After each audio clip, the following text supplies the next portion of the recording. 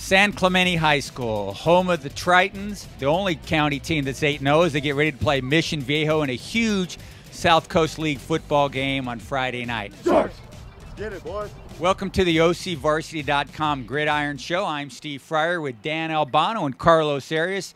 It is week 8 already of the football season. We're here at San Clemente High School. We're down below us. The Triton football team is getting ready for that huge game Friday night at Mission Viejo. Number 2 in the county versus number 3 in the county. Let's get started and talk about that one right away, guys.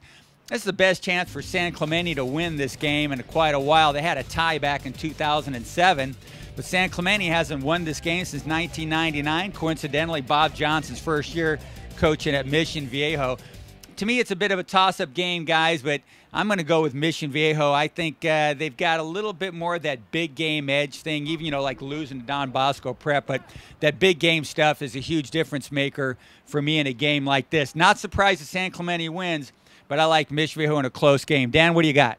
I'm picking San Clemente. I think the Tritons, this is the feel of the season for them is specialness. I think they have a really good group this year. They have an interesting mentality. I like their, obviously, what's not to like about their offensive line, but they're playing really aggressive. They're really grinding out the yards on the ground. They're reflecting the attitude of their head coach, John Hamro, who's an offensive line coach, and they're pounding the ball. I think they got about 250, 300 yards in this game. That's really going to be a problem. I think Mission Viejo's kind of banged up, still trying to find their way. So I think San Clemente's going to win this game, close game. Yeah, the banged-up guys Danny's talking about, we can just start with running back, is we don't know if Jaleel Pinner's going to play, the USC commit, or the little back, Buzzy Yokoyama, who, you know, came over to Mission from Newport. He might not play. They might have both guys, might have none, so we'll see. Carlos, what's your take on this one? Well, this is South County football Armageddon. I love it. Yeah. I mean, I love these kind of games where it's like that matchup that everybody's been pointing to the whole year. And, you know, San Clemente's lived up to the hype. I've gotten a chance to see them a lot. I really love their ground and pound style.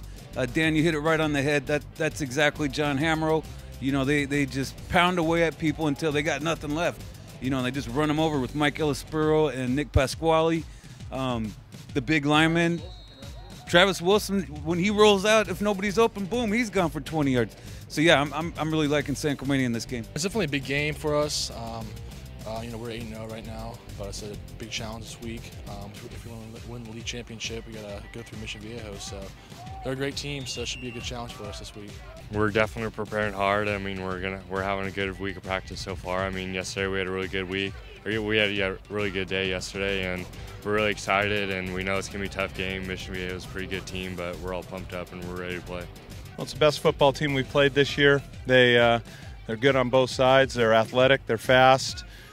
So that in and of itself is going to present us challenges, but we'll prepare as hard as we can, and we'll be ready to go. Word on the streets is that Jaleel and Buzzy are going to be playing. So that's just the word on the street. I don't know for sure, but that's the word. All right, from the street to the field, we'll see what happens on Friday over at Mission Viejo. Should be a big game. We'll be doing our updates from that game as well. Also on the ticket here, let's back up to Thursday. Edison at Huntington Beach. And here's another game where it's been a long time since somebody's beaten somebody else.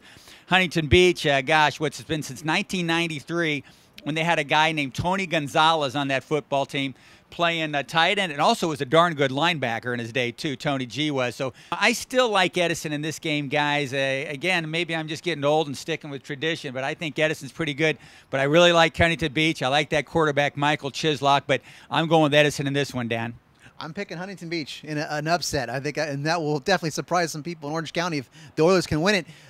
Last week I saw them play, and I was just so impressed. I've seen Edison play this year too, but I really like. They have multiple really good receivers for Chislock and at Huntington Beach, and they got this Nolan Beagle, is a really good running back and linebacker. Last week he carried the ball 28 times, by far as most of the season. Went for over 200 yards against Newport Harbor, and that's just.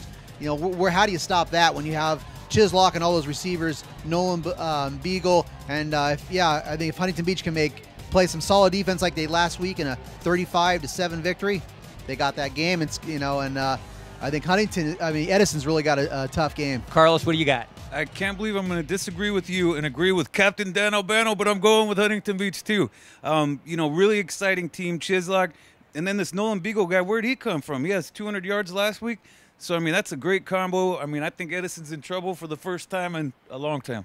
Well, speaking of Edison, our guy behind the camera there, John Khamis, doing that great job with the Tough Knocks program that Edison's part of. So please check that out. Okay, a couple other quick ones we're going to hit really fast here. Servite at St. John Bosco. They're both 2-0 in the Trinity League.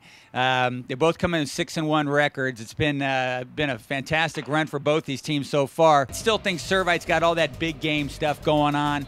I think they come into this game really healthy and with a full head of steam going. So I like Servite to win this game. Dan, what do you say? Yeah, I think this is going to be very revealing, I think, for both teams. For St. John Bosco, do they have that edge? You know, can they step up? Do they believe that they can beat Servite and win a Trinity League championship? And then, you know, I want to see Servite's defense, the secondary, go against Bosco receiver Bryce Treggs. Yeah. Devon Young's a heck of a player as well. We'll see about that Servite secondary and that pass rush, but I think Servite's going to get the victory and keep marching on in the Trinity League. Agree or disagree, Mr. Arias? Well, I'm not going to be stupid and pick against Servite again. I really do like St. John Bosco, though. They're coached by former Trabuco Hills coach Jason Negro, and he's a great guy. He's an alum of St. John Bosco, and when that opportunity came up, he had to take it. I mean, he had to go back home. But he's doing a great job there. I like Devontae Young big time. But, man, Servite and the defense led by the Butcher, Butch Pau. I'm not going against them. So a lot of great games again on the schedule. I know we say that every week, but this week has exclamation points all over it. Yeah, it's a loaded up schedule. It's going to be a lot of fun. Great week of football here at OCVarsity.com, where we've got you covered.